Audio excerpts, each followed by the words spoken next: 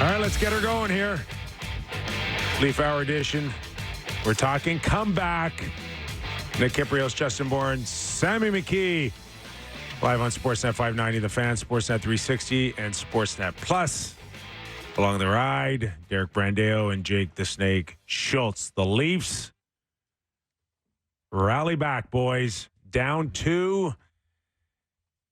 And you just heard all of those back channel conversations, either from the three of us to all of you listening. They can't score. They can't. Where is the secondary scoring? They can't score. Oh, yeah. No, I believed in them all along last night, Kip. Let me tell you, when they were down 2. I think in our group chat halfway through the game, I said if they get hot, they might get to 18 shots. They finished 36. Yeah. Yeah. They came on strong. One of the segments that I've always thought about would be great for a sports talk radio show, and this is included for this one, would be group chat confessionals, where you put out some of the things that were said at particularly dire moments of games where it would have ended up flipping. I had to tell you, there was some text sent last night in multiple group chats about the validity of the Leafs actually maybe sucking. Yeah, like that was getting sent around. It was being talked about. To be fair, it's coming off a really, really bad look against the Ottawa Senators. And then, not that they were horrible, but it just seemed like they didn't have the juice in the first half of the game. They go down 3-1, and you think, could it end up 4-1, empty net, 4-2? But there's just no sense that a comeback was coming last night. They ended up winning 5-3.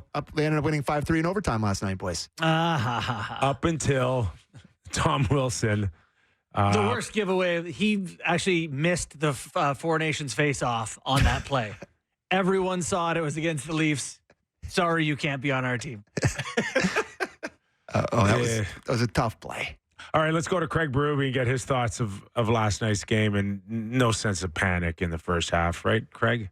I mean, they just kept working. I thought that pretty much the whole game I wasn't, I was pretty happy with how we approached it and how we played it. I mean, we got behind, I get that, but I thought in the second period from the 10-minute mark on, we started to really press and do some real good things in the offensive zone and get some opportunities, and carried over in the third.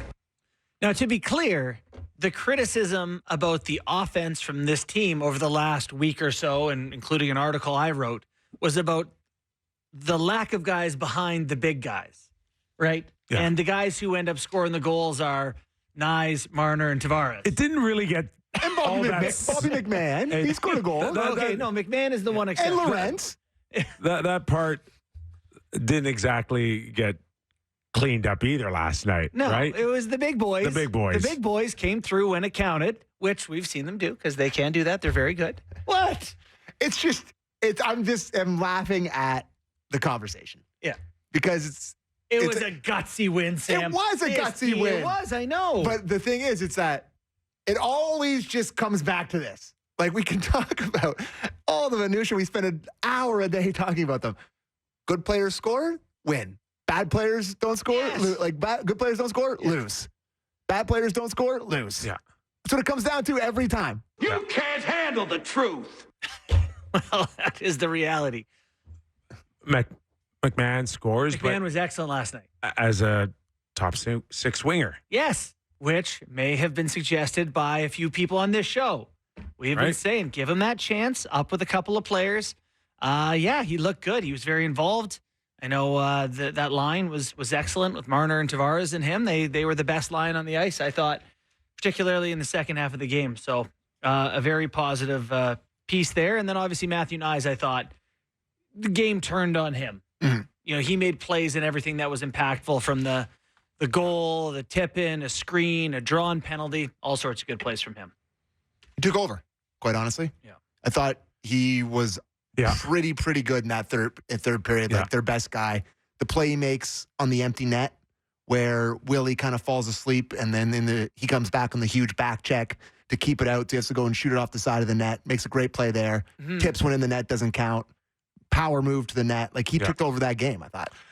And I think they should get a ton of credit because they did have the built-in excuse of 4 and 6 For and sure. coming off of a late night. There was every reason why they should have faded off to the sunset and find an L waiting for them. It didn't happen. Now, granted, I'm not going to sit here and say that the Washington Capitals and their lack of focus or concentration to close out a game, I mean, against a team that's focused or a team that has a better way to finish a game, would they have found themselves a crack to get back into the game? Yeah. But the Washington Capitals we saw in the second half of that game last night was the Washington Capitals we expected all season long. For sure. And I do want to get to Spencer Carberry on that because that team was really bad. But I do want to say this about the Leafs. I think that's a massive win for them.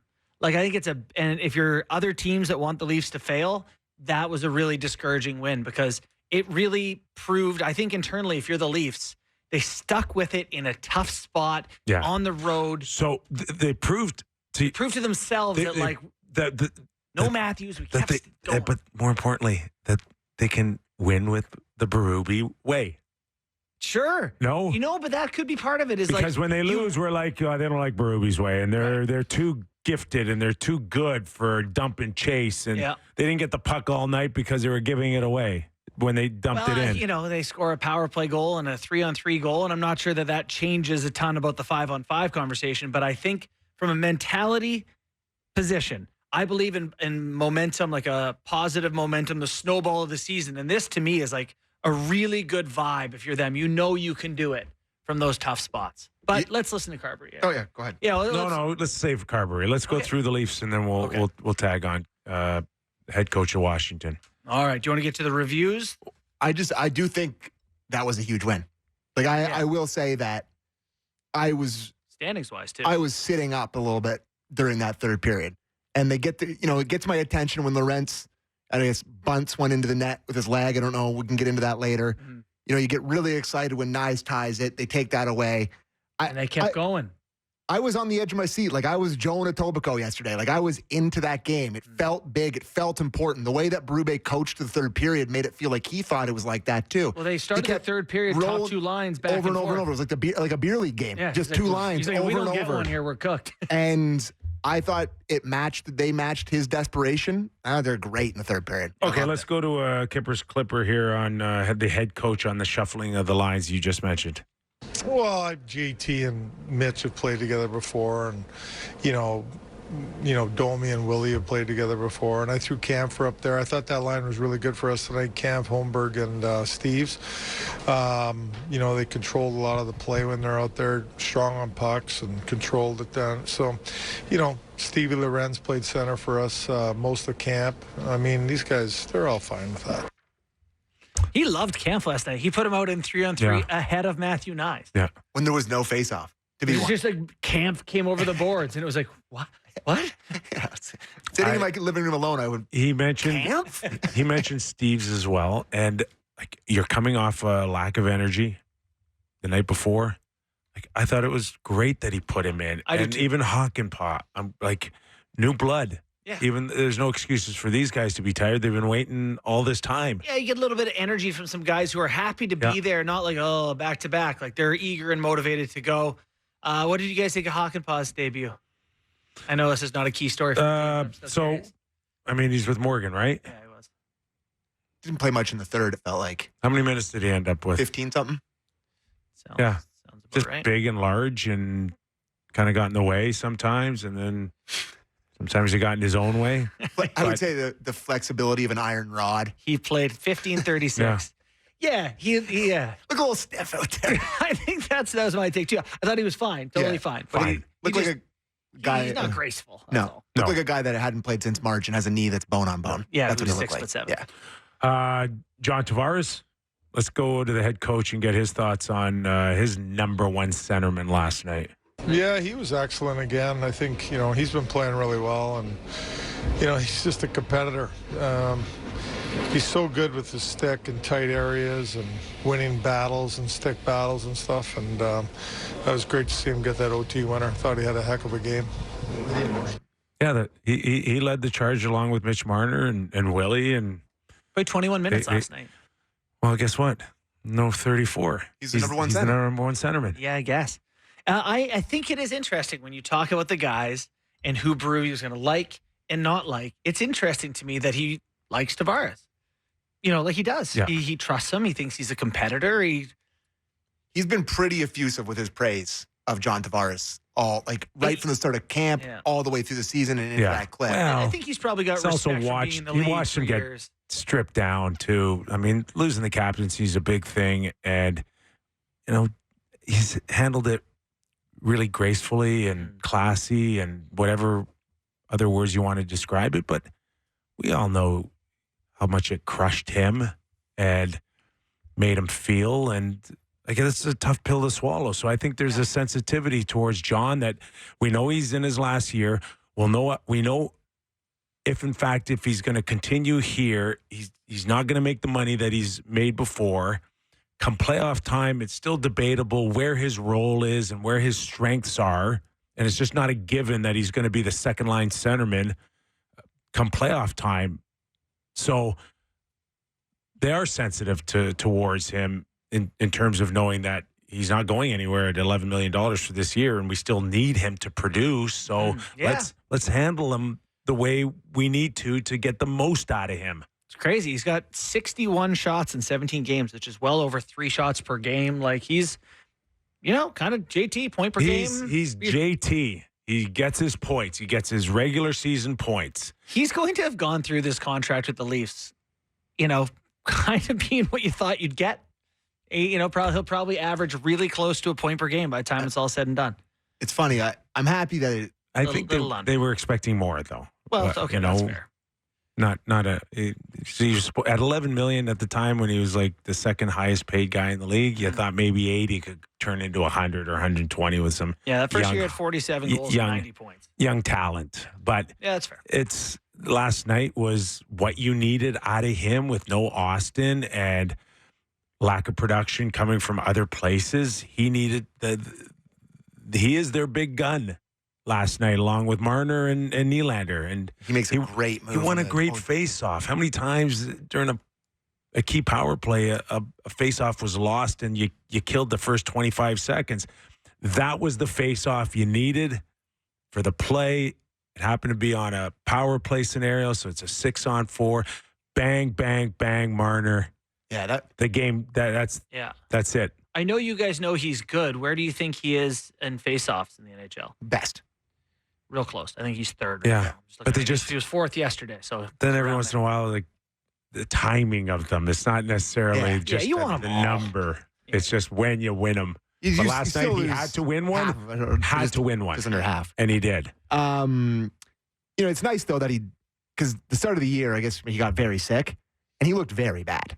Like very bad. Like it was over. Yeah. How bad he looked to start this season. So maybe you got to give him the benefit of the doubt on how sick he was. And I remember just talking the conversations we had about him to start the season. But now he's John Tavares again. Yeah. So and listen, he's going to go down as a very, very good hockey player. But is he going to go down as a Hall of Famer? Is he going to go down as one of the better ones of his generation? That's the knock against him, that he's been around for 15, 16 years, and he really hasn't led anything, anyone or anything. It's funny, though. He is one of those guys that, like, let's say he's Joe Thornton at the end of his career, and he wants to be somewhere where they have a chance to win, and he finds it. He's Ray Bourque at the end of it or whatever. And all of a sudden, you tack on a Stanley Cup, and you look at the rest of it. Yeah. I'm sure he's won Olympic gold, maybe World Championship. Bobby Hall or Brett Hall. Jr. Brett Hall didn't win as the go-to guy in St. Louis. He goes to Detroit. Luc Robitaille doesn't get LA a cup leading the way, but he goes to Detroit. Like, we've got ample examples of these. Yeah. And maybe Tavares does it this year and they get 15 points in the playoffs or something. All of a sudden it's like, boy, that resume looks a lot different now. A lot different. And then Sammy wakes up from his dream. Yeah. Yeah. Can we talk about the reviews now? Yes. Okay. Thank you. First off, more credit to the Leafs for playing through that. For For sure. playing through the Were they going to cry? Were they going to go home? What? Yes. I mean, emotions exist. And I think when you get up and you think you've fought your way back and you get it taken from you, it's easy to go, nards. Let's just forget about it. They went into one of the better teams in the league to start the season on the second half of back-to-back with an AHL bottom six, with 2 goals taken off the board in the third period that looked like they both should have counted. And then they still find a way to tie it and win to overtime. Too much praise for Kip. Listen to that. That's a great win. This is too I'm much in sorry. one show. It's a good I'm win. sorry. It's a I'm not great saying win. It's not a good win. It's a great win. But like, Oh, yeah. I didn't expect Washington them to, sucks. I didn't expect them to quit or lie down or I mope did. around when they got a goal disallowed. Have you been watching a different team for the last 4 years? I thought they were going to quit. Keep playing. Anyways, Keep playing. Reviews. The fact that All they right. have struggled to create offense to keep scoring Yes. goals impressed me. Okay. All so right, let's talk about it. which goal you want to go? Now, I am the boring guy. First off, Sam McKee had more tweets last night that I couldn't have disagreed with more. Like every single one, I was like, no. We went back to the Brett Hall days with the foot in the crease. You're not allowed to. That Washington callback is absurd. Like, I can't believe they called that goaltender interference. Like, I can't believe the guy in the crease who touched the goalie as he's scoring. Hakanpää was as much in the fault as, was it Dowd that went through there? Like, No. he barely grazed him. The It puck was in the net. doesn't It's matter. absurd. You want to skate in the crease to count from the other No. side No. that's not affecting the play, No. but actually touching the goalie bothers Make it Brett Hall rule. No. So we don't have to have these All right, stupid all right. debates. We had the Brett Hall rule, Yeah. and it was And now we're back. embarrassing. And now we're beyond back. belief. And now we're back. No, he hit Disaster. touched the goalie in the crease. Barely. Like, it's a kiss. It's here's insane. the First news of about all, the skate in the It crease was rule. Dowd. If it's was- a kiss, was it Dowd. counts too. Was it Dowd? Yeah. Dowd, yeah. Dowd goes into the blue paint voluntarily. Okay. Okay. So Once not allowed? you go in there, Uh-huh. then the league wants you to know that if in fact you go in there and you haven't been pushed in or cross-checked in, Go in there. you run the risk of having a goal disallowed. And if you touch the goalie, you're not getting that call. Okay? It's been established. Okay. So then, And that's Do you the end guys- of the story. in your rules, in the spirit of your rules, is that a good goal? If I'm asking you two guys, outside of the NHL, if you are like Justin Bourne's rule, Nick Kypreos rules, a guy blasts a 95-mile-an-hour slap Okay, shot, the the- goalie the never answer- sees it, the but he answer- got kissed on the skate. Okay, It's like, oh, no you wanna way, go that can first? count. You want to go first? I would say that, like, if we're playing, like, beer league, we've rented the ice, like, I'm going to let it count. But, I mean, not if I'm you're running the the czar NHL. of If I'm NHL. running the NHL, it's no goal. I believe that if somehow, some way he ended up standing in front of Wall and he didn't make any contact with him, that's a good goal. It's a good goal. And I don't think he impeded Wall. I don't think Wall made an effort to come out any more than he already had. Yeah. So that's not an issue for me either. But you can't touch the goalie. That's the rule. You Black can't and white. touch the goalie. Black and white. And if you do, again, you run the risk. But there are situations where guys touch the goalie. Like Matthew Tkachuk cross-checked Ilya Sorokin 4 times, knocks him down, digs the puck out of his pad, and shoots it in, and that one counts. Yeah, the goalie had time to It's, get back. it's, So it's it's like- it's easier on them having it this way than your way, because then we Yeah. regress, and now we're like, did he touch him? How much did he touch him? Did he touch him There's a hard? Did human he touch him? And it's like, no, if he touched him, he touched him. But then you have these guys, these refs, sitting at the iPad for 25 minutes on all these goal reviews, watching it 100 times over and over and convincing themselves it's not a goal. Toronto Situation It's Room a should have more killer. say on that. Because It's a killer. They can review it before Listen, they even ask. 60 for it. seconds. We don't. You have who's to 60 say seconds. They don't have. Well, Who's the saying the they refs don't? have the official word. Of course they do, And- and that's what they tell you. Yeah. Okay, well, if they don't, then that's fine. But now you're talking about some Freemasons thing that I'm unaware of. I gotta think that there's Stone cutters. Yeah, that's it what I'm looking goes for, back. not It goes back to Toronto, and We it's, do. it's here's the information we're giving you Yeah. as an official. Do what you want with it. Yeah. So if you got pulled up to one of the boss's office Uh-huh. and they looked at you and said, hey, Justin, here's a few ideas, but just do whatever you want with the information. What are the odds of you probably leaning towards doing what they said? I will fall in line. Whatever you need, sir. Yes.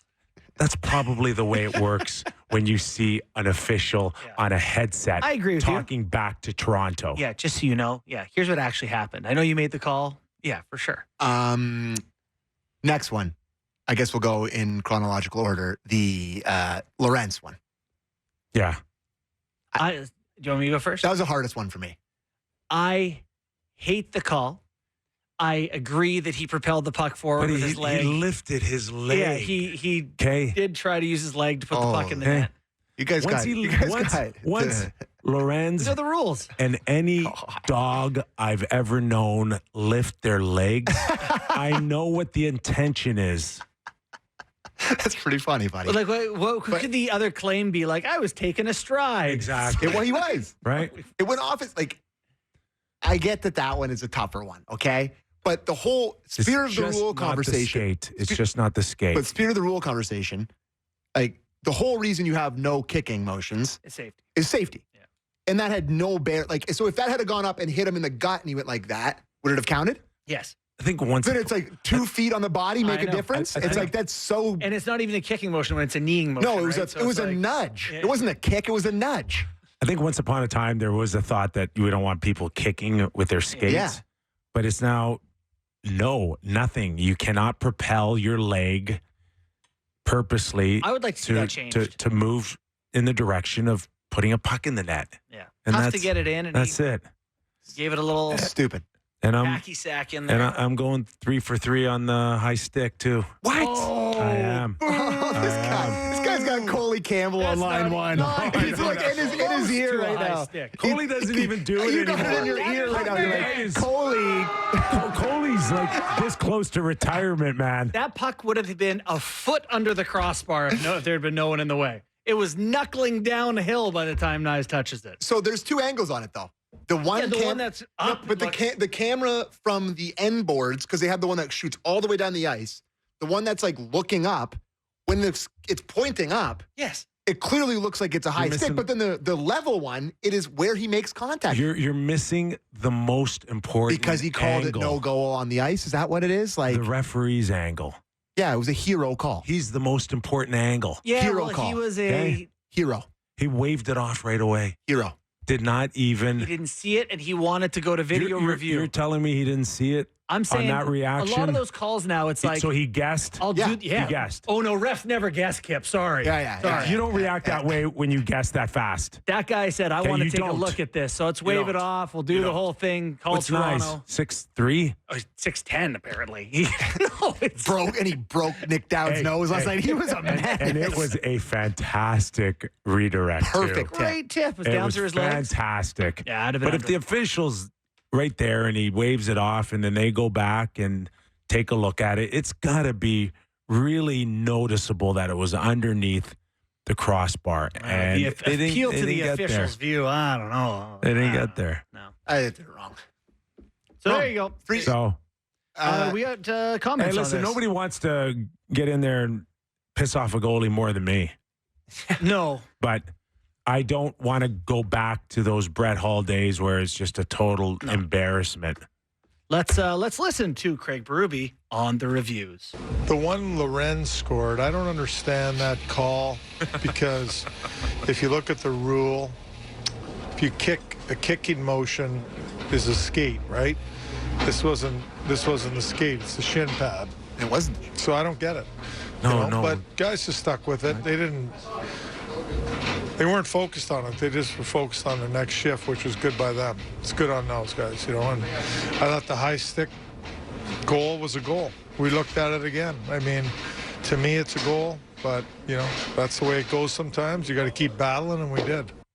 Can never do talk radio with Berube. I thought it was a goal because it was a goal. It was a goal. And it's more than just the skate kicking a puck in. Yeah, like you can make a According pretty to the dramatic rule. kicking motion and not hit the soccer ball with your foot. Yeah. It's just like, okay.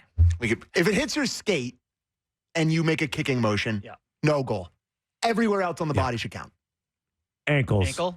No, like anywhere in the skate Ankles, region. scapular region? If it hits the boot it doesn't count. Anywhere else, You know good what? goal. You know what the beauty of this game is? Every time I watch it, I can tell you exactly when a puck hits a boot or the top of or the bottom of a shin pad all the time. It's so easy. Kippy, they spend 48 minutes scouring an iPad after every goal, so they'd have perfectly be able to see if it hit a skate or not. It's brutal. It just kills the flow of the game. The game ended at They're 10:45. discussing it. Video reviews a problem. Now, last night, I think in our telecast, Sam Cosentino mentioned that he wants like 5 people per game working every night on each game. Video. Yeah. And I'm like, Do it. and I said to my television screen through Sammy, what world do you think that they're going to go and hire 25 to 30 people to watch every game? That will never happen in a gazillion years. They have the technology now to enhance video and with cameras and posts and rinks, and like no one's fronting that money. They will not go there. This is it. Sammy, good idea, buddy, but they will never ever pay for that. Is it in Elliott's 32 Thoughts? I think I read that in Toronto Situation Room, the decisions are made by basically 4 people. Like it's only one of 4 people, by and large, making the calls. Is it Coley Campbell, Rod Pasta? So you want Kay Whitmore. So they want more cooks in the kitchen? They want more people in there making a decision? Yeah. I think the less people making decisions, the better, to me. Yeah, I mean, that's probably true for consistency's sake.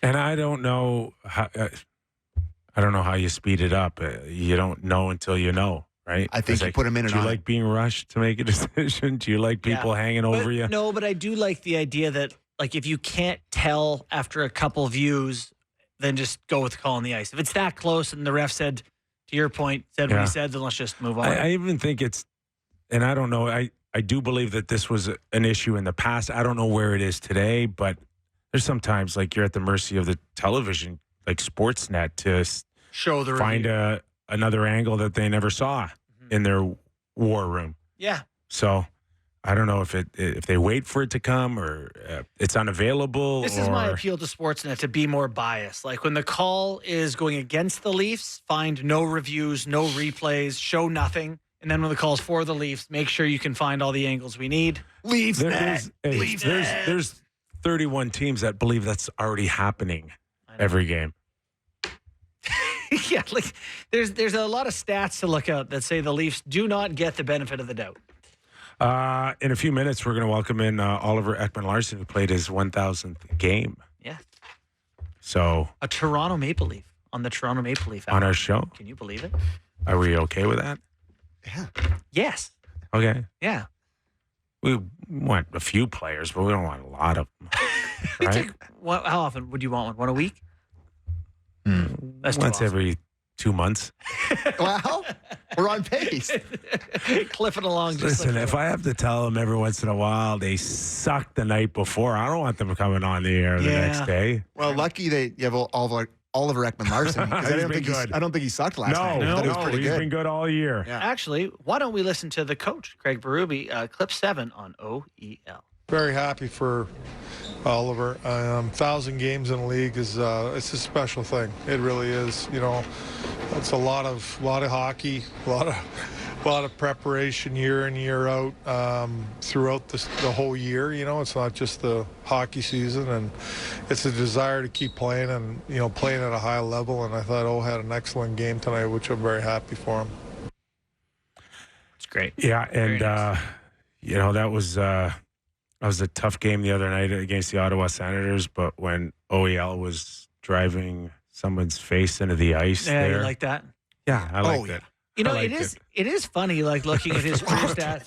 Right? That was the highlight of the game for Leaf fans. He was also -3 in that game. 15 years, 1,000 games played, 145 goals, almost 500 points, just shy of 500 points. But the one that does stand out that I never really picked up on, 650 PIMs. Quite a few PIMs. Yep. For a guy that you don't think of as being overly Any majors? aggressive. I don't know, just a lot of hooking. I don't know. Hey, look, do your stats. I'm curious how many majors. Before we get to OEL, quick thoughts on. I want to hear Carberry and quick thoughts on the goaltending. Which one do you want to do? Let's do Carberry for sure, because the Capitals stunk out loud in the second half of that game. So let's listen to Spencer Carberry. Second half of the game, I thought, not good at all. Embarrassing for that matter. The way that game played out, just embarrassing, flat out. I mean, that's unrecognizable from our team. Playing a team on a back-to-back, third period, the way that looked with a 2-goal lead. Embarrassing on home ice. Oh my God. 3 embarrassings? Embarrassed. Listen, we had him on the other day. I think he's done a terrific job. I like him. I do like him. He's won me over. But not necessary. Oh, yeah. They blew it. I know they blew it. I know they blew it. But overall, they've been pretty good.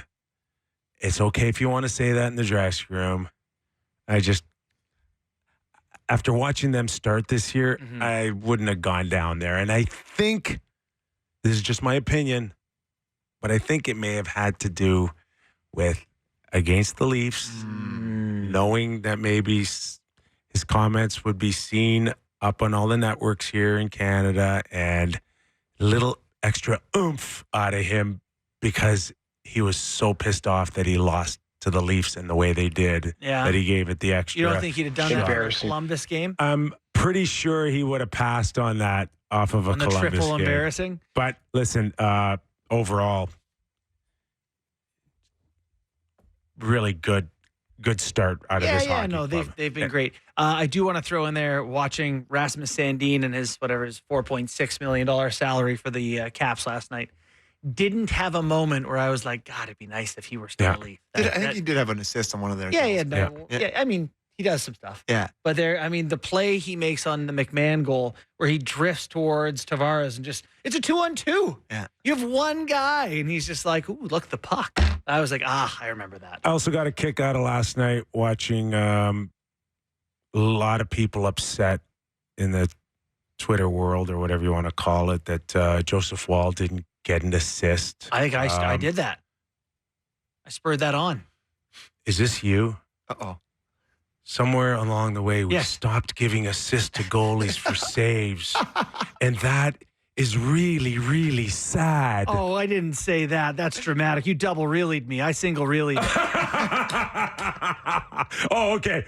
Really sad. Yeah. Like, did you cry sad? No, it's sad. These goalies are awesome. What an unbelievable...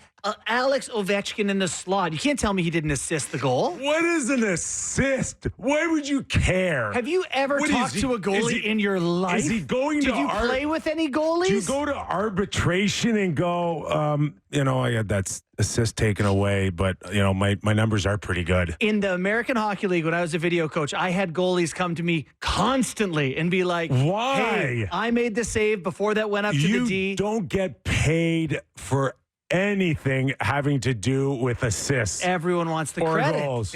Why do they shoot it in the net then? Why are goalies happy when they score? What's the point? Goals don't matter. Who's the all-time leader in points for a goalie? It's got to be Brodeur. Got to be Brodeur, right? Are you going to petition it, or you help him out then? I did my tweet. Now we're talking about it. I've done my part. Fight him, goalies, not me. He was quietly very good too. Yeah. That save in OT was nice. There's really none of the goals that were stinkers. I don't think. Brodeur is not the all-time leader in points. Who is it? Tom Barrasso. What did you just Google that real quick? Stat News. I hope they're right. 48 points for Barrasso, 47 for Brodeur. Do me a favor. Yeah. Look up most assists in a season. I'm thinking Grant Fuhr had a big year. I know Mike Palmateer had one where he had 8 or 9 assists one year. Grant Fuhr is tied for second all time with Martin Brodeur. So you're probably right. Quick search reveals that Timothy Liljegren has a few more points than Barrasso. I was wondering if it was next. I'll try to find that for after the break. All right. Okay, we'll take a quick break. We'll calm down here. A lot of yelling at each other in that segment after they won. I agree with Bourne, though. He deserves an assist. You'll stare down the number one goal scorer, according to you guys, of all time, even though he doesn't have the most goals. He scares him down, kicks it out, and leads the puck down the other way. They score the goal. It's definitely assist. Nice play by Marner, too. And I was really sad about it. I was really sad or really sad? Pretty sad. Okay, let's take a quick break, and when we return, we'll welcome in Oliver Ekman-Larsson. Is that the longest name in the league? We'll look into that for you. We will. After the break, more Real Kyper and Bourne. Nick Kypreos, Justin Bourne, Sam McKee. In a few minutes, we'll welcome in Leaf defenseman Oliver Ekman-Larsson, who played his 1,000th game last night. So it sounds like after the game and listening to Nylander's interview that OEL is going to take the team out to dinner. So you're talking about 20-some bodies. We got him on the phone. Why don't you introduce? No, that's Oliver. done? Oliver Ekman-Larsson. Everybody coming off his big night, and bigger night. What's bigger, 1,000 games or a comeback win, Oliver? I think the comeback win. Or the bill last night. What was bigger of the three? No, you know what? It was a special night. Obviously, playing 1,000 games in the league and getting a win. So it was a good night. But yeah, move on. Oliver, when you started your career, obviously, it looked like you got a few playoff games early in Arizona with the then Phoenix Coyotes, if I'm not mistaken. And then there was this huge drought of many years and not being in the postseason. And lo and behold, last season you end up winning the Stanley Cup with the Florida Panthers, and here you are on a contending team. But does it sum up your 1,000th game in terms of really not taking too much for granted when you're early and good as you were at the start of your career? Yeah, I mean, obviously it's hard to kind of, you don't really think about the 1,000 games, and then last week you kind of start booking the flights for your family and your friends, and it hits you, but it's hard to kind of go back and kind of remember everything. So I think it might take some time to settle in and kind of appreciate it. It might not be the word, but I know I appreciate it, and I know that I'm not taking anything for granted, because you dream about playing one game in this league, and I've been fortunate enough to be in the league for a long time, and 1,000 games is something special, that's for sure. Oliver, if the rookie version of you signed with the Toronto Maple Leafs today and was made your D partner, what would you think of that player? Like, how have you changed from that version of yourself? I think I've always been the same guy. Hockey player. I hope I'm better now than I was when I first broke into the league. I would like to think so, and that comes with a lot of. Yeah, I mean, you've been in the league for a long time. You pick up on a lot of stuff, so you try to get better every single year. You go through tough times, but I think the tough times have kind of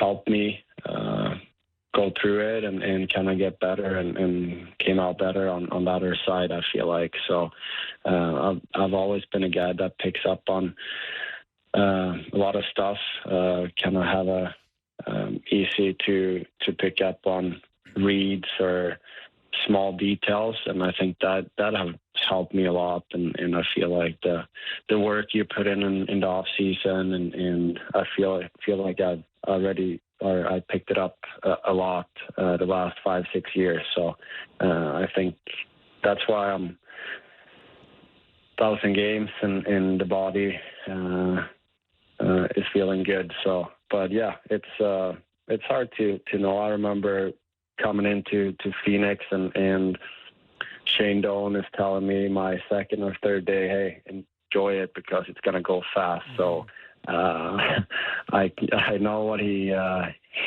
meant now.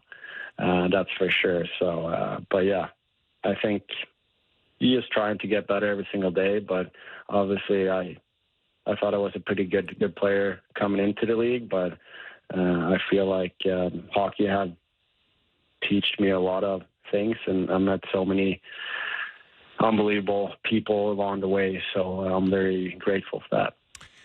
And in Phoenix, 6th pick overall in 2009, we knew you as a highly skilled player, defenseman, but it's only really for me, anyways, in the latter part of the last few years, I've watched you play with this edge, and not a lot of good things happened the other night against the Ottawa Senators, but you driving that guy's face into the ice was a highlight for me. Did you always have that in you? Like you're almost like could play on a fourth line with me, like in the 90s. No, I feel like I've always had that in my game. We always joke around about it. My dad spent a lot of time in the penalty box, so I think I got that from him. I don't know if it's a good or a bad thing, but I think it's good to have it in your toolbox. I think that's kind of how you get into games. I feel like I can do a little bit of everything, defend, hit, and that's one thing that I like about the game. I like hitting. I like that physical play. So I'm not backing away from that when I get a chance. So it's fun. It's a fun way to kind of get going and a fun way to help out your team too. Oliver, how is Toronto different from some of the other stops you've had around the NHL? I know you once had a fashion line. I feel like I hope there's better style here than in Florida where it's all board shorts. Yeah, well, it's a lot of it's warmer clothes here for sure. But yeah, it's great. Toronto has been unbelievable. The guys on the team, the organization have been welcoming me and my family. So that's something that kind of made that transition a lot easier. So I'm very thankful for the great people that we have here. So I'm very excited about the future and what's ahead of us. So I couldn't be more pumped. Sandwiched between your Stanley Cup was a couple of years in Vancouver. Now you're in Toronto. Did Vancouver kind of prep you a little bit with the way people in Canada treat the players, watch the players, talk behind their players' backs? You know what? Like I think it's great that the fans are passionate about the team and their players. I love that, and that's why I love playing hockey so much. But I think, bottom line, I think I put the most pressure on myself, to be honest with you. And I just love that people cares about you and in different ways. So that kind of gives you that extra edge to kind of do something good and be better, you know? So I think I have nothing bad to say about Vancouver. Our time there was great. Fortunate it didn't work out the way we wanted it, but I feel like everything happens for a reason, and it took me to Florida. It took me here, so I'm very pumped to be here with an unbelievable, talented group of guys that we tried to do something special, and I really believe in this group that we have here. So last night, you guys spent the night in Washington, and everybody showed up at your dinner?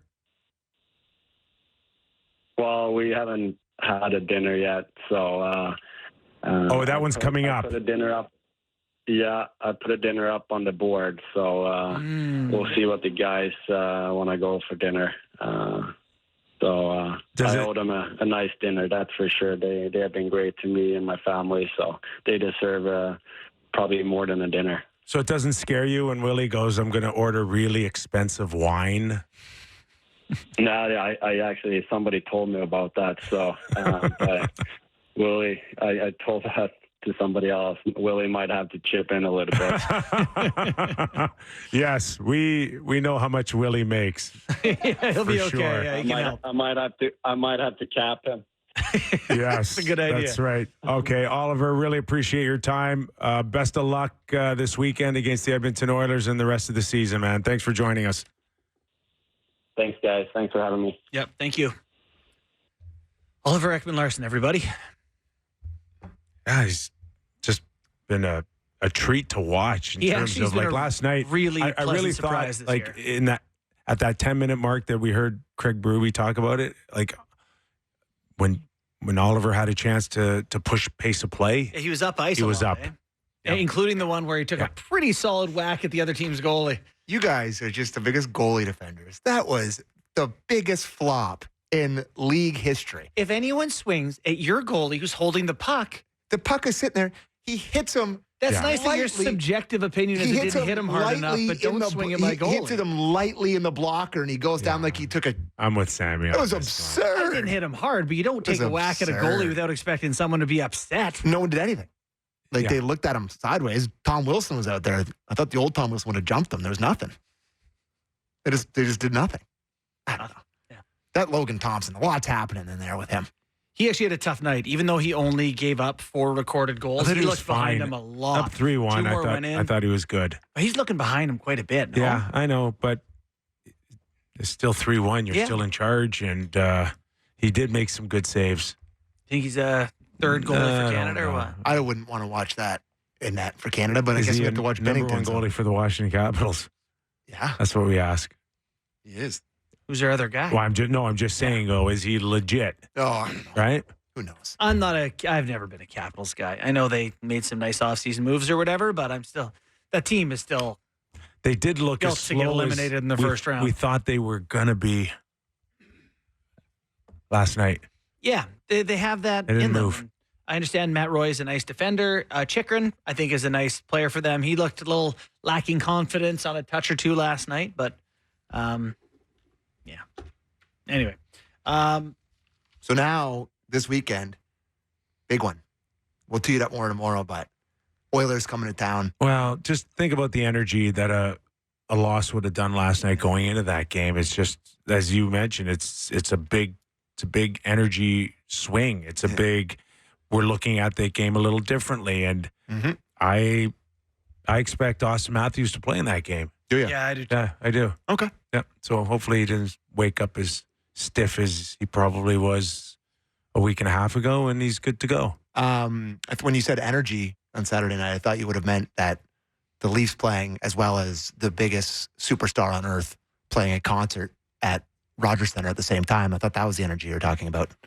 Sam got kicked off the highway for Taylor Swift today. I did. Pushed off by the Was she motorcade. crossing the street? No, I don't. I think it was her. I don't know what other reasons possibly could have been would have happened, but I got pulled up on by like 15 or 16 cops on motorbikes. I'm like, oh my god, was I texting? Am I about to go to the clink? What's going on here? 15 cops pulled you over Anyways, for texting. They And kind of what? like they eased everybody off the highway, so there was like they pulled up and the guy like almost skidded, and they pulled everyone off at Spadina, and then like so the Gardner was pretty much empty, and I looked back and I saw like a bus in the distance. So around 2:00, it would have made sense for old Tay Tay to be showing up, right? Sure. Seems like it could have been her, or maybe it was just her, her dog walker or something that they were giving a police escort to.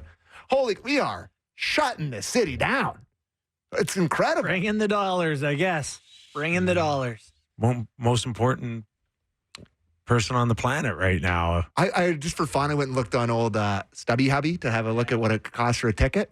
Like Two you can stand behind a wall for $3,000 if you I want. ran into a friend this morning. to $3,000 to stand behind a wall. Yeah, yesterday, neighborhood friend of ours said they looked and it was $2,300 for a standing room only, partially obstructed. I Sick. heard like hotel rooms are like $3,000. How fast would you sell that ticket?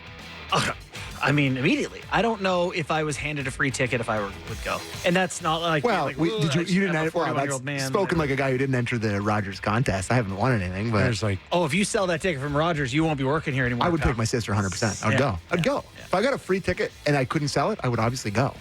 She's the biggest star on earth. I don't even really like her To songs. me, it's like that's but, a lot of crowd. I don't. Oh, you're such a baby. If I had to name 5 songs, I'd get Shake It Off. Because baby, you're bad. all right, join us, you Swifties, for the next hour on our national program. Sammy's going to find you 2 tickets from Rogers here for you. You just need to call him. All right, let's take a quick break here, and when we come back, General Manager of the New Jersey Devils, Tom Fitzgerald. Welcome into the National Hour on Real Kyper and Bourne. We are live on Sportsnet 650 in Vancouver and Sportsnet 960 in Calgary. This hour, Real Kyper and Bourne, brought to you by Bet365. Nick Kypreos, Justin Bourne, Sammy McKee. In a few minutes, we'll welcome in General Manager of the New Jersey Devils, Tom Fitzgerald. 10 games on tap. Winnipeg's going at it. Vancouver, Edmonton. It's a good night. Have we given Winnipeg their due yet? Well, I think I think they got it the other night, taking care of the New York Rangers. We had the general manager of their team on Monday. We've been talking with them lots. It's true. And by the way, thanks. Shout out to Ashley, who sent me a DM. It was Taylor Swift that booted me off the highway. Yeah, it was a big to the motorcade. national listeners, Sam McKee was railroaded off the highway today by Swifty's motorcade. Where's the helicopter? Well, landing on the roof. This may be a bit of a zag here, but do we really need to shut down a city in rush hour for a pop star? It's absurd. Okay. Get a helicopter. Why don't you just say Pop Tart? Like, I mean, Pop star. I didn't say Pop Tart. I said Pop Star. It's absurd. Like, she is one of the most influential when you can't afford a helicopter in the world. Hundreds of millions swing on these shows. She's got to be there, Sam. Get her a helicopter. Fly it to the place where she's playing. What are we doing? Shut down the city. Agree. You had to detour for 10 minutes. You do pull over on the side. Oh my God. For her. It's just a little bit. A little much. Holy. But it's almost like we're going to build a statue for a guy that quit on the team next here in Toronto, like Vince Carter. Oh, my God. Maybe they should design a jersey about him. This city. Poor Vince, eh? Oh, how did Vince stray bullet there. Oh, this city. Roll out the red carpet some more. Firing, punching up at least. You threw her under the you threw Vince under the her tour bus right now. Anyways, I think they could get her a helicopter. Before we bring on Tom, just in terms of the Winnipeg Jets, like Tampa Bay, they're in Florida. Sun's shining. Yep. Is this the night that they can kind of have an excuse to take their foot off the gas pedal here, or like how long can this thing go? It's one of those things where it's like they're going to lose. We know that they're not going to go 81-1, and so we shouldn't make too big a deal out of it when it happens. But it's just tough to see it. Everything's going well. Goaltending's great. Top line's good. Third line's awesome. Fourth line's solid. Like they just keep getting points. So I'm not betting against them. They did just play against Tampa recently, and they had a pretty spirited game against them. It was a high-scoring affair. 7-4 victory. It's hard to beat somebody twice in that short a span. I would say that tonight would be a good chance to maybe bet against them. They had a little stretch here where it's Avalanche, Stars, Rangers, Lightning, Panthers, and they've gone 3-0 through that so far. So. Listen, you're up against Kucherov, so anything can happen, right? Yep. But like it is remarkable. You just wonder, like, I don't know. Do you want it to be later on in the season when you feel this good? Do you want to have it close to the playoffs? I honestly feel like this gives you such luxury throughout your season. Like, let's say someone's injured. You can say, all right, well, let's just make sure everyone's healthy and give them some time. It takes a little bit of pressure off things. You can enjoy the day-to-day because, as we've said on this show already, 500 hockey from here, and you're laughing. So, yeah. It'll probably be a 100-point team if they're 500 on the way in now. Does Kyle Connor get Close the love that he deserves? 55, 56 goal pace right now. I do think that he's in the legitimate Rocket conversation. He's a guy when I was in the American League pre-scouting games, he scored 8 straight games before we played him. He dominated that level before he got to the NHL. So he's just done this. He just shoots it in the net. He is currently 1 goal back of the league lead, which, not too shabby. 22 points for Kyle Connor in 16 games. Yeah, he's been awesome. And another milestone tonight, milestone watch, McDavid against the Predators. Oh, yeah.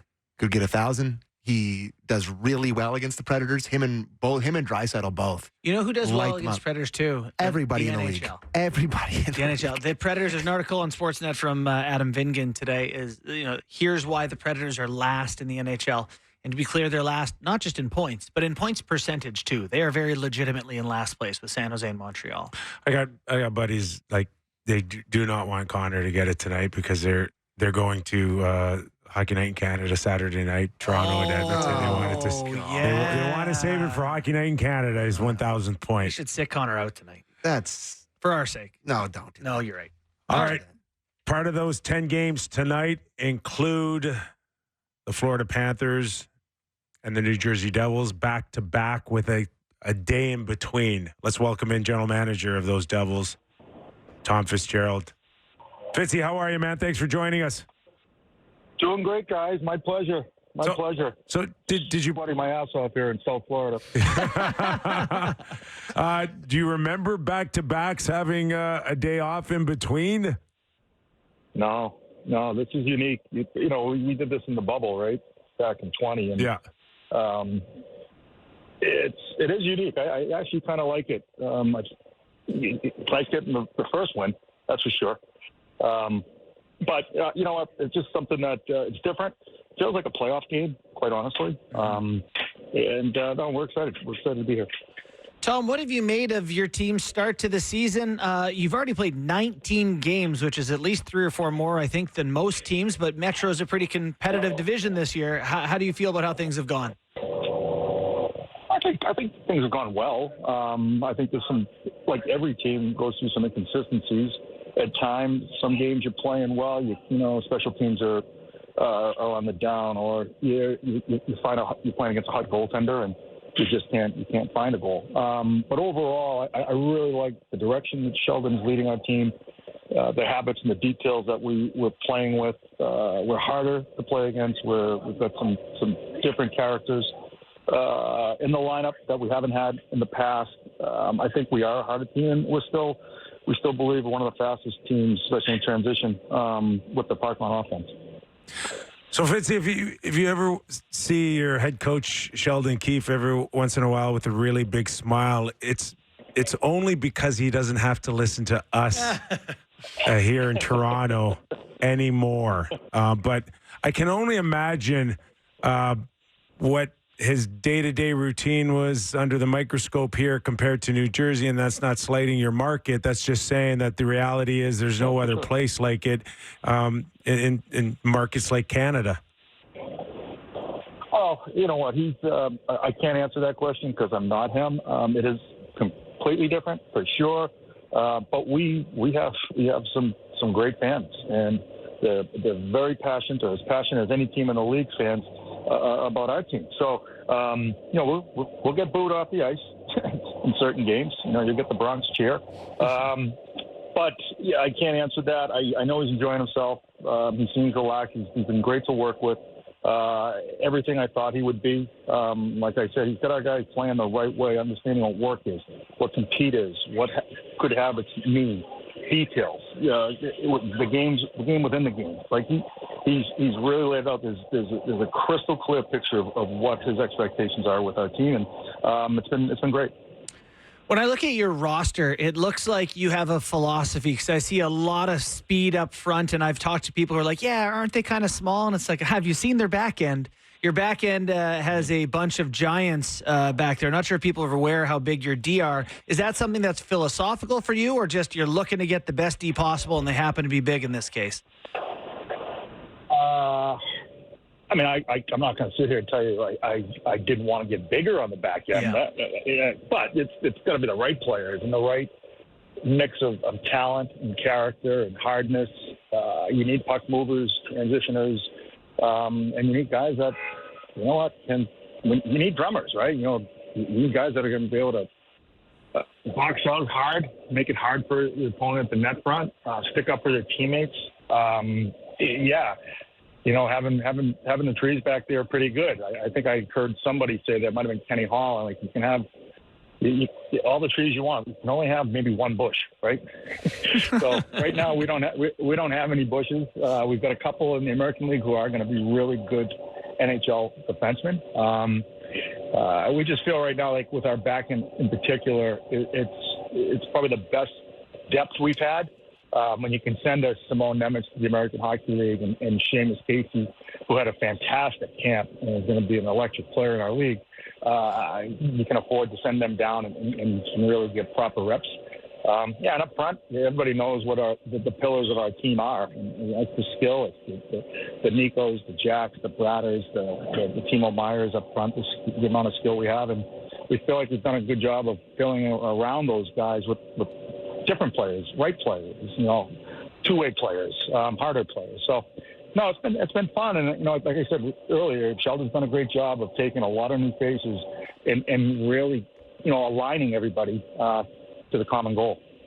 We're talking to Tom Fitzgerald, general manager of the New Jersey Devils, in Florida to face the Florida Panthers for the second consecutive time, albeit one day in between. So, Fitzy, you're watching your defenseman Brendan Dillon take on one of the tougher guys in Gadjovic. Is that what it is? Gadjovic, yeah. Gadjovic. And he's throwing like 37 punches, and you're saying to yourself, watching each and every punch, what? Wow. This is incredible. This is made for TV hockey, and that's what Brendan Dillon does. And he didn't say it to anybody, but he turned 34 the next day. It was his birthday. So he's quite the present he gave himself. He knows what his role is, and he knows it's just a different vibe, Nick, to be quite honest. Last year we would have been run out of that building after the first period we had. But he stood up, took on the fight, and we felt things changed a little bit for us. And so I look at the names that you brought in there. You brought in Dillon and you brought in Pesce, who's another big guy. You mentioned that was kind of part of the plan, is getting a little bit bigger. You've also mentioned the word hard a number of times. So that's something that going into this season, you felt that you guys maybe lacked in the past? Absolutely. Yeah. I'm not going to tell you we didn't. Because we look at ourselves, the reason why we didn't go deep in the playoffs 2 years ago, there's a reason why we didn't make the playoffs last year. Hard is a common word in our game. Yeah. Because every game is hard. And if you don't play hard, and if you're not hard, it's a tough league to win. So we wanted to do that. And it's contagious. Bringing in certain people like Nason or Cotter who they don't know any other way to play. This is how they play. Right. And it's puck drops, and it's everything they have. And they're finishing every single check, and they're going through guys, and it's contagious. You've seen other guys do it that have been here, and it's just been a fun evolution to watch. Tom, I want to ask you a little bit about the ever challenges of a general manager when it comes to the salary cap, and particularly these young star players that come out of entry level deals and then jump right into a 7 or 8 year deal and offering them $50 and $60 million. And we know there's a few already that went through that with Jack Hughes on your hockey club. And now his brother's coming along and still very young, still very green. And I want to ask you just in terms about those challenges that you have internally and not so much deciding and assessing where their talent may take them in 7 or 8 years, but which guys have the capacity to handle that much money that early at age 20 or 21 years of age. It can't be an easy thing to make these decisions. No, it's not. But everybody's in the same boat, Nick, quite honestly. Or everybody's going to be in this situation at some time of their lifespan of being a manager. You're hedging bets here, and you're betting on upside, and you're betting on growth, and you're betting on development, and you're betting on yourself that you can help that person get to those levels that you projected them to get to when you draft them at 17 and 18 years old. So, yeah, it's not an easy thing, but you feel good when you do hit, when it's right. I would say, the majority of the kids you're talking about are all super players, right? They're they're going to continue to grow. They're going to continue to get better and to develop because they're passionate about the game and they want to be the best that they possibly can be. And so, but it is a calculated risk. I don't know, a calculated bet. I don't want to say risk, but it's something that every team goes through. When you're going through something like that, you got good players. Yeah, it's a situation you want to find yourself in. I'm curious about a guy at the other end of the spectrum, 10 years older anyway, and Dougie Hamilton, now 31. Missed a lot of hockey last year, but boy, it feels like you guys are a different team when he's in and contributing, playing 21 minutes this year. Potential name for Canada's Four Nations Faceoffs team. Tell us how he's looked in his return, getting back to things this season. Oh, he looks really good. He looks strong. He plays with Brendan Dillon. There's more courage there, which is obviously nice to see. And he's playing. He's playing the hardest I've seen him play over the last few years here, and he's not. The points aren't there like they were a couple years ago, but his overall game has really improved under Sheldon because it's demanding. And you asked me, you mentioned about, I keep using the word hard. It's just having good defenders is important too. You need to know how to defend, and Dougie is right now the best I've seen him defending. Hey, Tom, we know that coming out of the Hall of Fame, the general managers did get together. So much talk about video review, not just getting the call right, but getting it done as quickly as possible. We had a game last night with the Toronto Maple Leafs in Washington. We saw a number of calls being disputed and then waiting on the results. Where do you sit on all of this in terms of what we can do to better the system? Yeah, it's a great question. We touched on it, but didn't get into deep discussions on it. How's this? The refs have the hardest job out of anybody on the ice. They've got to make right calls. They've got to at the right time in the game. If they lose sight of the puck, then the whistle's being blown. Is there discussion about Toronto, the Woolen helping out in certain situations, modern day technology? Can you go direct to the ref at that moment in real time versus waiting for the play to end? So there's a lot of discussions, but at the end of the day, it's all about evolution and trying to continue to evolve the game and help the refs, because they do have the hardest job in the world. Tom, there's been some years where the Devils have had pretty darn good teams, and it feels like they've been submarined by their goaltending. You made a real effort this offseason getting Jacob Markstrom, Jake Allen's there as well. How have things felt? Tell us about the process of making that decision to get new goaltenders and how it's working out for you. Well, you're right. It went back to we had early discussions early last year on goaltenders with other managers, and as we approached the deadline, Jake Allen was a guy that we identified as somebody that could come in and partner up with a guy who's a true number one.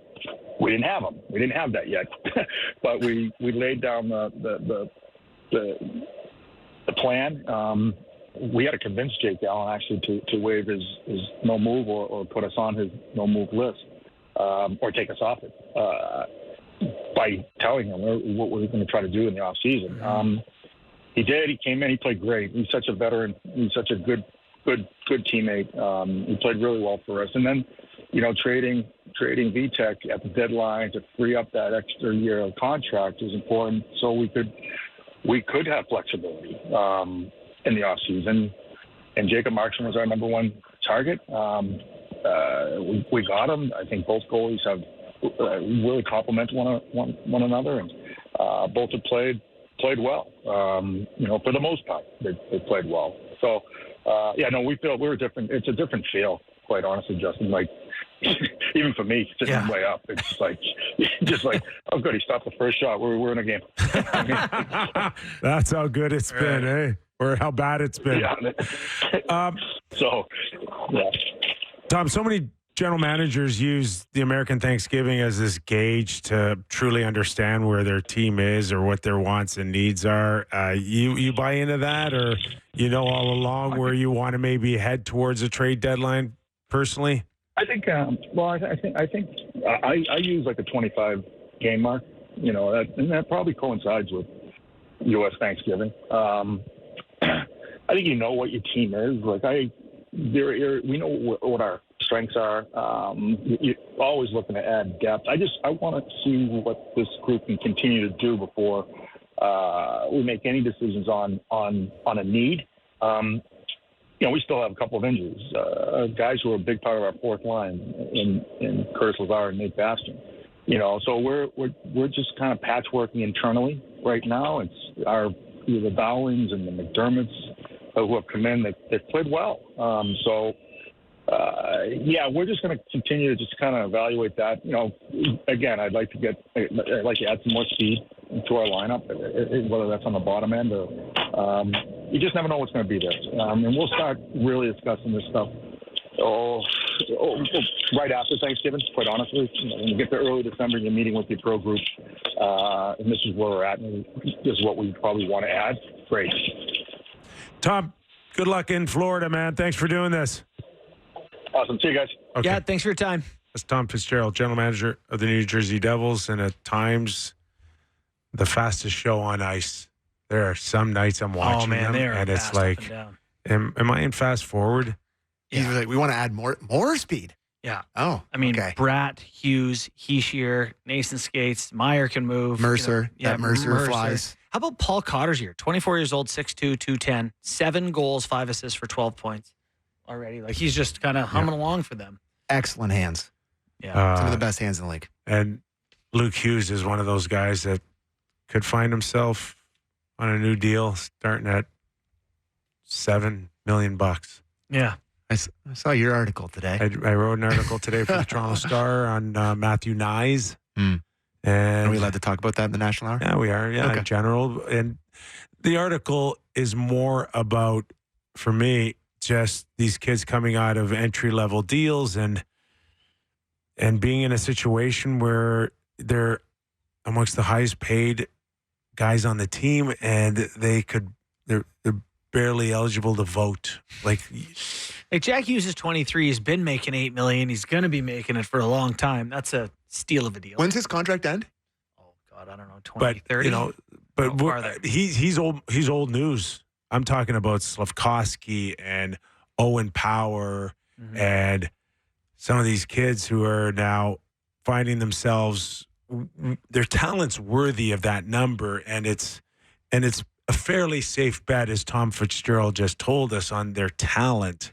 But the perception out there is like, we're really good now, Buffalo. We're really good right now, and Mason Raymond's like got 1 goal, and Mason who? Lucas Raymond. Yeah. Lucas Raymond in Detroit, like 1 goal. It's like, didn't you just sign for $8 million? Aren't you supposed to lead us to the playoffs now? Right. It's like, I'm only like 21. I'm only 22. You're asking for an awful lot. I'm young. It's like, wait, you just asked for an awful lot. I just got a credit card. Yeah. No, I think it's a very fair point. One of my things, were I to be a general manager, is that I think you have to be careful who you give long-term deals to, just as people.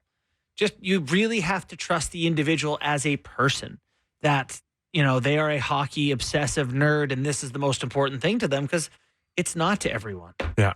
Yeah. And I like, Alexis Lafreniere is a pretty good example of, I'm a huge Lafreniere guy. Yeah. Like we all are now. Yeah. Right. But it took a while for him to get there. There's a lot of people that doubted him. Yeah, that makes me trust it more. Right. Though. And then it got to the point where they bridged him because they weren't thrilled with his work ethic and felt like he wasn't committing himself enough. But so they sat on it. Did he sign? Or there was a report that he was going to sign? 7.45. No, he signed. Yeah. He did sign? But he came out of his entry-level deal and signed a bridge deal. He didn't jump from 2.3 was from 8.75 like potentially Matthew Nyes can do this summer because his deal's up. So what are your thoughts? Would the Leafs be better off to bridge or commit to Nyes? Yeah, no. I think they're better off just giving him like $60 million. Agreed. Yeah, you do, eh? I do too. Yeah, I think just over 8 years. Of course, 8 years. Yeah. You're not giving him 8 or $7 million if you don't get the full 8. Yeah. So I think there's a real belief out there that the cap could hit $105 or $110 million in like 5 or 6 years. I read. So you're covered. You're going to cover. You're going to cover. He's going to score 30 goals and be a monster on the PK and forecheck and all that. It's not that big of a deal. Yeah. I read in, I think it was a Joshua Cloak article, that the Leafs have 2 players nicknamed Brick, and one is Joseph Woll because he's the brick wall, and then the other is Matthew Nyes. Go ahead and guess why. Just a bit of a brick. He's just ass a large guy who makes some mental errors at time. I think. Dumb as a brick. Is that what you're Maybe, going to I don't say? know. I think physically and mentally, maybe it's a bit of a fitting nickname. You could ask Dowd why his nickname is Yeah, Brick. for the record, I'm not saying he's a dumb guy. I'm saying the team has given him the nickname. It's in an article, all right? He's a brick. He's a brick, yeah. Poor Dowd, he didn't come back, eh? He did come back. Did he? He did come back. And they took a stupid penalty. Yeah, he got a broken Was that nose. him at the end of the game? Yeah. He's got a broken nose. Well, and ironically, it was Nyes who Yeah. pulled down there, too. Yeah. So, Yeah, Nyes just took his nose off his face with his eyes closed there. ugh. But, I mean, come on. Like, some of these guys are just like blue chip stocks. You just know. Get in on the ground floor Get of in on plastics. the ground floor. So- It goes up. So then you think he would take that contract? You know He'd be a what? fool not to. Fool? No, see, I think you're wrong because He's pretty you good. could- He's pretty good. See, the cap is moving up. So whatever you think that marketplace is, you can make an argument that that's old money. So even bridges now, instead of a bridge being like for some of these young kids anywhere between like 1.9 and 2.5 now can get into the 3s and 4s. Mm-hmm. So a guy like Matthew Nyes could argue that he doesn't want to make 6 and 7 years from now. He wants to make 9 or Sure. 10. So But then bridge it. here's It's the a issue. risk. You're risking here's security. the issue. Prove it. Go prove it then. You know, like he had 15 goals last year. Well, if he ends up scoring 22 this year, yeah, you know, the money's not there. Like But- he get injured. For me, it's not just the numbers, though.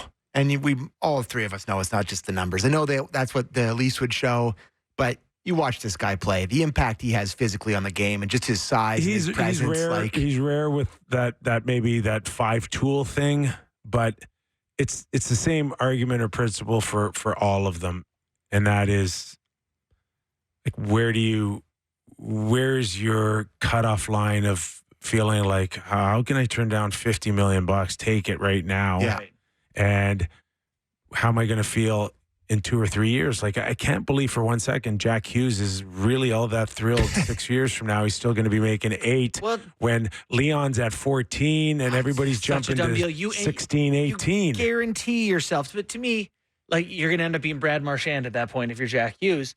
And I don't like that contract for Hughes at all. But you're right. It was a big enough number that they were like, I guess I should do it. And good on him. Tom Fitzgerald looks like a hero right now to build around that and spread the money and all of it. But Number 1 pick. To Right. me, that's a risk. It just was never worth it for Jack Hughes. So he doesn't sign for 7 times 8, but maybe he can get 4 times 2, right? Maybe he can get For Nyes? Yeah, Yeah, oh yeah. just to get him to free By the way, agency. Luke Hughes is going to make more than Jack Hughes. Luke Hughes should absolutely make more than his brother. Like when Jack Hughes, I'm like, what just happened? How did this happen? I'd be talking to my agent. I'd be like, that was 2 years ago I signed that. You didn't see this coming? Yeah, 2030, it's gonna expire. So he's 23 now. So he'll be 29, Yeah, 30. he'll have a chance to get paid. He'll get another monster bag at that And the point. cap no? should be higher than it is, but they negotiated it to pay off the debt of the escrow. Mm. So in theory, once the players don't owe any more money to escrow, Do they not anymore? What's that? They still owe money to escrow? maybe a couple $100 million or something. Just a couple $100 schmil. Yeah. But once The same price would once cost it's for a wiped out, helicopter once for it's wiped Taylor out, Swift. that cap should jump. Yeah. Jump. And everybody wants in Bad on, time to on commit new for 8 money. years is your point.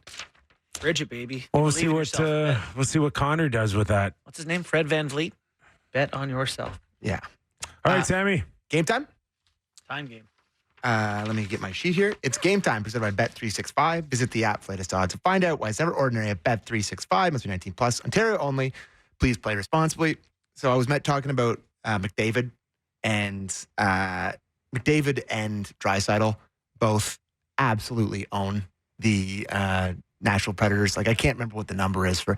I think in 27 games, Leon Draisaitl has a goal a game. Like he's scored I think 27 or 28 goals Pretty against good. them. Pretty good. And McDavid's 1 point away. I love a same game parlay of both those guys to score tonight, which pays plus 400. So, Do you think McDavid wants to save it for Hockey Night in Canada? No, he hates attention. He wants this out of the way. He's actually a great bet to get like 3 points tonight. yeah. So I like him to score tonight. I like Leon Draisaitl to score in that game. Which, it's a get to 1,000, the fourth fastest is a big night. So give me that. And the other game that I was looking at was we just had Tom Fitzgerald on, and the New Jersey Devils are big underdogs tonight in Florida. Probably, second game, hard to beat a team twice, plus 135 on the money line. The Florida Panthers are minus 160. Don't really have a lean on that one. I think the Devils are a pretty good team, but if you wanted to lay the juice with the Panthers, they're probably not going to lose twice in a row, the same team in 1 week, but I don't really have a lean on that one. Yeah. Well, I thought you were going to say something there. Yeah, I did have something to say, and now I don't remember, so carry on. And the biggest favorite on the board tonight, the New York Rangers, home to the San Jose Sharks, minus 425 on home ice against the San Jose Sharks on money line. Why don't the Rangers just give Shesterkin more money than Panarin and get it over with? What are we doing here? Okay, well, let me wrap up game time. We'll take a break, and we can talk about that on the other side. How's that sound? All right, make like a Christmas tree and wrap it up. You wrap up Christmas You mean trees? a Christmas gift? Or? It's Thursday, I'm tired. Okay. And that was game time. Is it on Bet365? Visit the app for the latest odds and find out why it's never ordinary at Bet365. Must do 19 plus. Ontario only. Please play responsibly. You really landed the plane on that one, buddy. That's a Darren Millard Kipperism, as he refers it to. I eat pieces of crap like you for breakfast. You're a piece of crap for All breakfast. right, we'll take a quick break and do that Christmas tree thing after the break. You're watching and listening to Real Kyper and Bourne. This hour, Real Kyper and Bourne, brought to you by Bet365. Nick Kypreos, Justin Bourne, Sammy McKee. All right, after we said that we were going to go to break, talking Shesterkin and the New York Rangers. And the guy that's made it real clear to the New York Rangers, I want to be the highest paid guy. I'm the most valuable player. Is there anyone that can argue that? Anyone other than him? No. There's no debate. He is the most important player on the team. Yeah, I mean, Panarin's got 10 goals and 22 points in 14 games. He's not bad. Solid. He's 10 more than the next best guy in the team. And he signed how long ago? 100 years ago. Yeah, okay. So let's talk his number. What's he make? the Rangers, when Kevin Weeks said, what, a month ago? 6 weeks ago? No way, it's that long. 4 weeks ago? Kevin Weeks. 2 weeks Put it in ago? that tweet? Yeah. Yeah, Maybe 11 million. A week ago, Yeah. 10 days ago. I think he had another one that suggested 11.5. I'm talking about the one that said, Oh, yeah. Back a 11. month. Yeah. right? Yep. 11. It's like, if we just told you that, we expect to be the highest paid, why are you going 11? Right. And I can't believe for 1 second that they were, I don't know what the term to use, that they were confident enough that if 11 didn't do it, 11.5 would do it. It's like they told you what the number is. Right. Basically, it's like anything north of Panarin at 11.6. So if you want to avoid 12. Panarin, by the way, makes 11.6, and that was signed in 2019 when the cap was 81 million. 2019. Yeah. That's a lifetime ago. I know. That's in the Raptors With the won cap. the championship. Right, That's when with the Raptors- cap. Yeah, they won the championship that year. But if you've got a real shot at trying to keep the number below 12, then go offer him 11.75, leak it, say we met your demands of being the highest paid player on the team, and it's done. Well, and they're really grinding Possibly. over nickels then at that point, right? Like they're trying to save $250,000 per year on this deal. It's just not worth it. Yeah, like to It's not worth piss it. off arguably the best goalie in the league or one of the top three. Yeah. Like if we go back to, I don't think for 1 second that the Edmonton Oilers really thought that they'd need to go to 14 for Leon Draisaitl. You don't think they needed to? No, I'm saying I don't think that they expected to. Oh, really? I think that the number that they thought that they could get away with would have been low 13s. And then Leon said this is the number. He said, This is the number. He said, actually, it's 14. They said, then it's 14. And then they said, Yeah, it's 14. yeah, And then it's 14. I was going to say that myself. But Leon could have gone 14.25. He could have gone 14 and a half. He could have done 14 in his cute little number. He went 14, but bottom end 14. And really still, I thought, gave the Edmonton Oilers a break. Mm-hmm. That's interesting.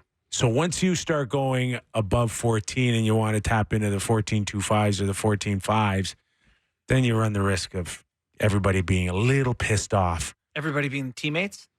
No, probably management or ownership. Yeah. Right? Yeah.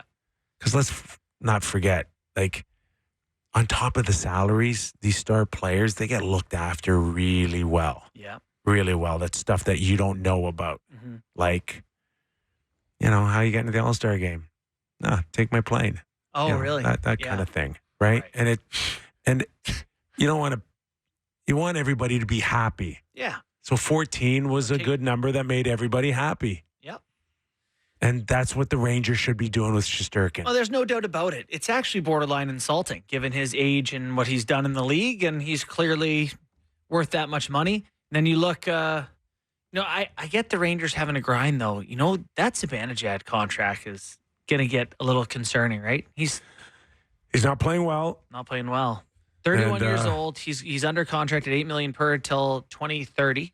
Yeah, that's going to be a tough. He's got 2 goals in 14 games, and he's -6. That's tough. That's That's so dash 4 against Winnipeg. So you have some bad. There's some contracts you don't love. All of a sudden, you go, we need to, save $250,000 on a guy we really need to keep. That's trouble. So, I don't understand, and this is my own naivete. Like, they're this close. Like, the numbers we're talking about for Shesterkin are either 11.25, 11.5, 11.75, 12. Seems like everybody knows that, and maybe the number's 12.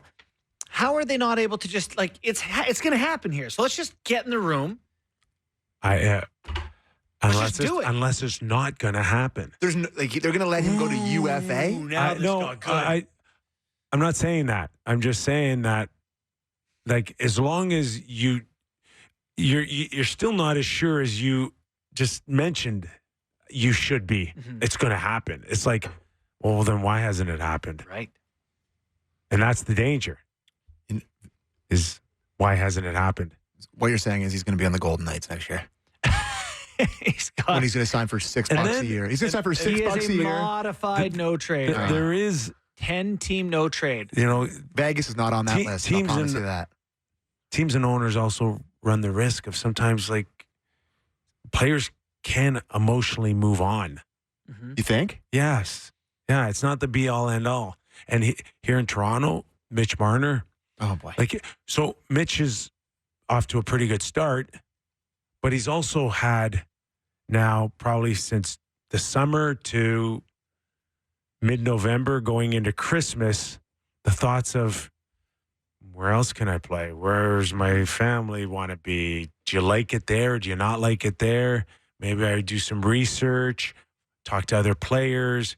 Like, that's what it's like, planting a seed. And sometimes the seed can grow a little bit. And then sometimes you find yourself in February or March and you're like, I'm emotionally checked out of here. Mm-hmm. Okay. Do you think the Leafs have made Marner an offer? No. No? And if it has, I don't think it's a serious, legit offer. Mm-hmm. It'd be like, let's get this process started. Here's what we would like to do. I don't know. See, the problem there, and specifically with the Leafs, is that you've already had ample opportunities to try to win Stanley Cups with 4 guys in particular. You're apparently going to take another run at it. If you sign Marner and you somehow find yourself losing in the first round, mm-hmm. like, it's not good, mm-hmm. right? It's not good. It's not good. So what you're telling me is... So what I'm telling you... is he's gone. No. Wow. No. What I'm telling you... He's going to sign in the last week before the... Is everybody's rolling the dice here. That's what I'm telling you. That you're going to go all season long with Mitch Marner. you're going to get to your playoffs, and if there's success and it's good and everybody's happy and he's proven that you can win with this guy and you can prove you can win with Willie and Tavares, then everybody cashes in. Here's a perfect way. This wasn't a planned true or false. True or false. Mitch Marner, October 9th, 2025, my 37th birthday, opening night for the Toronto Maple Leafs. Mitch Marner on the Toronto Maple Leafs. True or false? False. Yeah, I'll probably say false too. Oh my God. Oh my God, boys. You run the risk of, at this point, if you're Marner and you're saying, the Leafs want to see, can you succeed in the playoffs? Can we win with you? Can you be good enough? And then you go out and have success in the playoffs and go, well, you didn't believe me? Like, I knew I could. To hell with you guys. I don't know. It seems like an emotional. You're playing the percentages, and the percentages this core group has had like 4 or 5 legitimate opportunities to move forward, and they did it marginally by beating Tampa Bay once. And what are the odds? What are the odds of them going to a conference final or Stanley Cup final? 10%. Okay. Yeah. You're smarter than me.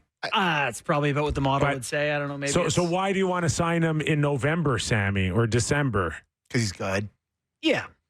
And you're not better without him, and it's not something I necessarily would love to do, but it feels like last night. It feels like a necessary evil to players. me. That's how you the necessary. We have 100 points. The cap's going up. Yeah. Okay, the cap's going up, so there's going to be more room, more flexibility. Mm-hmm. It should be easier to sign guys now that want a little bit more money. How much? How much more, Mr. Kypreos? How much more? Oh, nobody knows the answer to that. Oh, okay. How much would you pay Marner? What's he make now? 11? Yeah. Just under 11? 10-9. I would pay him in the 12 range. He gets the Willie deal. Give him 11.5. I'd give him more than Willie. I think he's $500,000 better than Willie. I would give him $12 million for 8 years. It's a lot of money. It is, for sure. But I don't think he takes that. I think he wants more than that. Right? That's probably a little more complicated than that. Yeah. What? So he's slotted perfectly under Austin Matthews and ahead of William Nylander. That's how I would view it. But I'm not Mitch Marner, so let's move on. Okay, where else are we going here? Did you see? I know you're going to be really excited about this. I wanted to ask you about this, Kyper, because I knew this was right up your alley.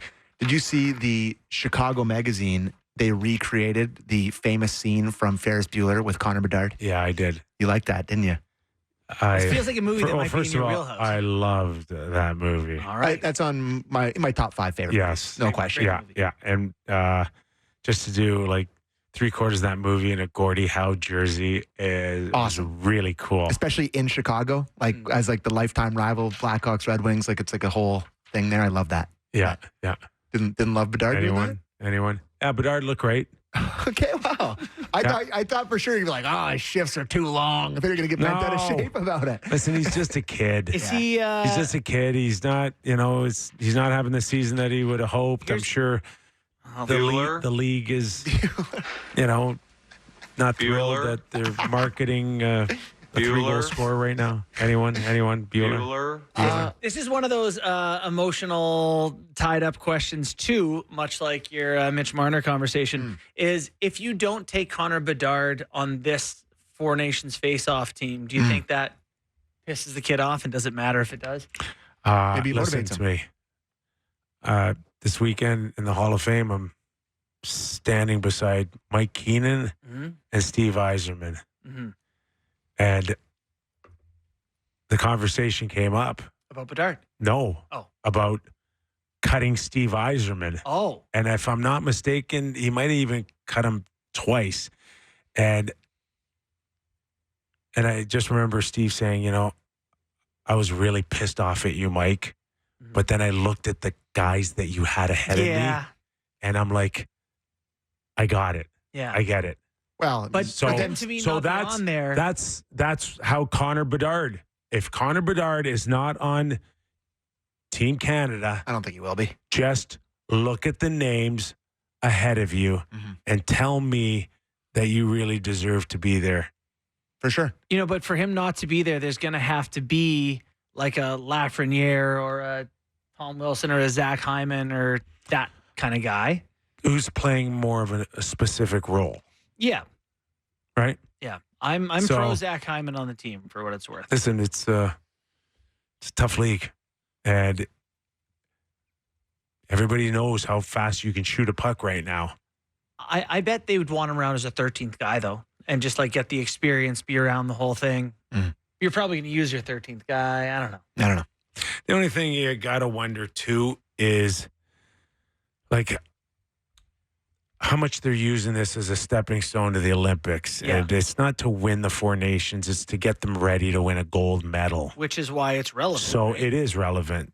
So if that's the case, and you're saying, okay, Bedard doesn't exactly, yes, correct. He doesn't deserve to be on the team, but we know he'll be there 2 years from now, and we need to groom him now. Yeah.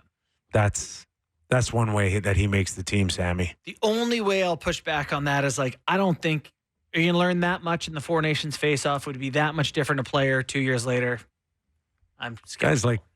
Guys like hanging out and being familiar with each other. And he just doesn't seem to like lack confidence. Who do you think finished their career with more goals, Macklin Celebrini or Connor Bedard?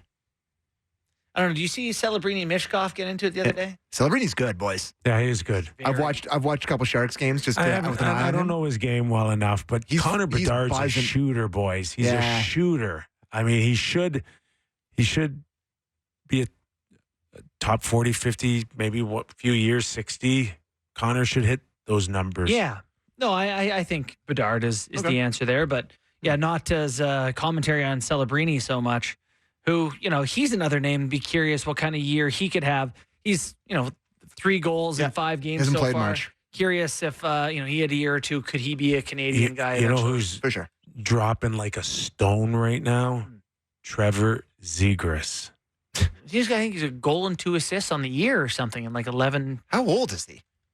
23? 15 games. In 15 games, does he have...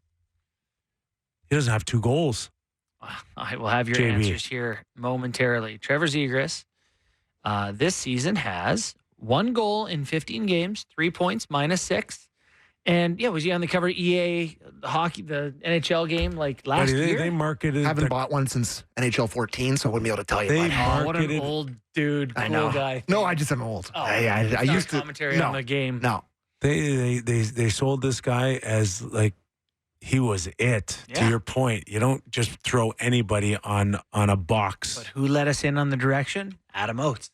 Adam Oates is his guy. And in the year where he was having a good year, doing the Michigan, and everyone loved him, Oates was like, he's going to stop doing all this for Instagram, is what he said. I remember that? Yeah, he talks about winning hockey. What is Pat Verbeek going to do there? I don't know, man. That Alex Killorn contract was terrible from day one. You look at the guys that they've got rid of on the back end over the years. You look at Lindholm in Boston and Theodore and Vegas. And like, those were young guys when they got rid of them. Were young enough. I don't understand. All right. 10 games tonight. Winnipeg at Tampa. You see it going still for the Jets tonight? No. Yes, I do. Your Islanders will be tired against Vancouver. Islanders are in real trouble. Real trouble. Edmonton comes to Toronto Saturday night after a big win against Nashville. Huge. Yeah. 2 or 3 goals. High. Whichever game you pick, enjoy it. And we're back tomorrow off the rails Fridays. Are we going to hunt down Doug McLean on a Friday? I'll text him, see what he says. See what we can do. That's what we're down to, everybody. Have a great night.